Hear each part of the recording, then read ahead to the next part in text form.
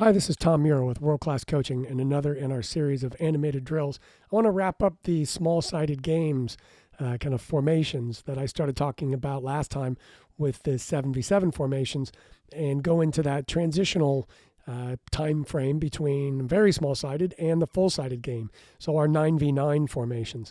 To me, again, we need to be able to draw a line between what we're doing with the younger players and what we're doing at the full-sided game so that there's consistency throughout. And that's what I think gets lost sometimes when your teams are deciding their formation for 9v9. For example, one of the most popular ones I see is a 1-3-2-3.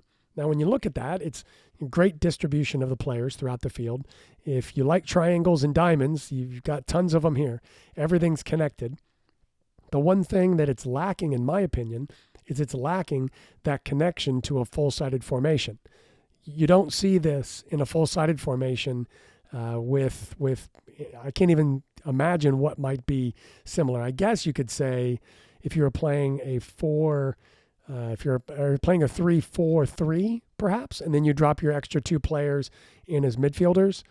I guess you could say that you drop in a center back and a holding mid and you can turn it into a 4-3-3. But it's not as if you're training those positions in the same way that they're going to play in the 11v11 game. So that's my problem with this. I know of very successful teams, high-level MLS academy teams that play this way because of the way that the players connect, and they look at it as kind of a formation unto itself. They don't really look at it, I don't think, in terms of connection. So that's fine. It works well if you're playing strictly just the 9v9 formation, just worried about how your players connect. I guess that makes sense. Another way I've seen of doing this that I like even less is a 1-3-3-2. So you've got your three lines still. We've got our defending line, our midfield line, our attacking line. But again, I just don't see these lines acting as they do in the full-sided game. Suppose if you're going to play a 3-5-2 with a team, then you could say working a three in the back makes sense. You're training that.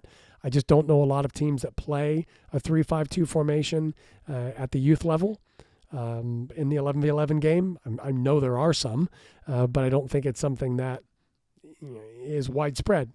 So for me, when I look at the 9v9, I look at it as how close can we get to the 11v11 game and still cover the spaces necessary to play the 9v9 game.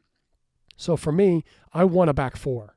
I want a back four because I want the 4 and 5 to start to learn how to relate to each other. And just to be clear, I rotate all my players through these positions. So, the 4 and the 5, it's not like they always play the 4 and the 5. But when they are playing in that position, I want them to learn how to relate to the other center back where one steps and the other drops.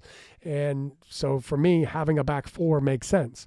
I also think having a back four makes sense because I want these wide players to jump up into the midfield, up into the attacking line, and act as attackers as they would in a 4-3-3 formation.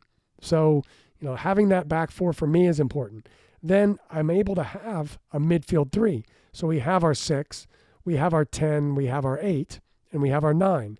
So the only thing we're missing is our 7 and 11. Obviously, we're going to miss two players somewhere in the formation. For me, in 9v9, that's the place to miss them because these 2 and 3 can act as your 7 and 11. Or you can have, a 10 jump up into that area and then you've got the 2 supporting them from behind.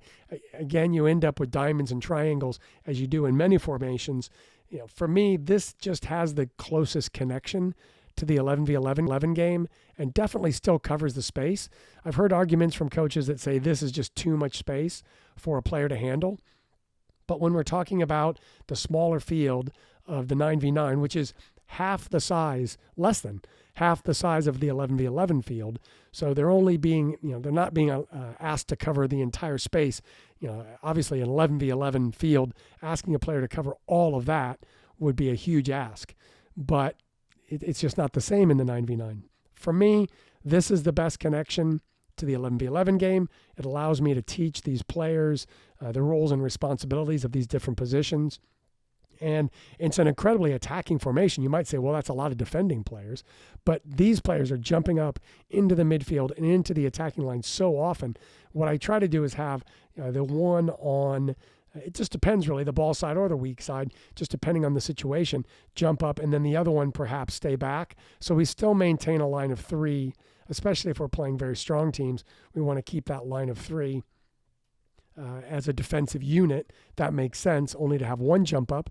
But there are times where I've got both of them jumping up, and we're all spreading out and really creating a lot of possession options in the attacking half of the field, even through the midfield area of the field, just creating a lot of options, even if they just come up that far.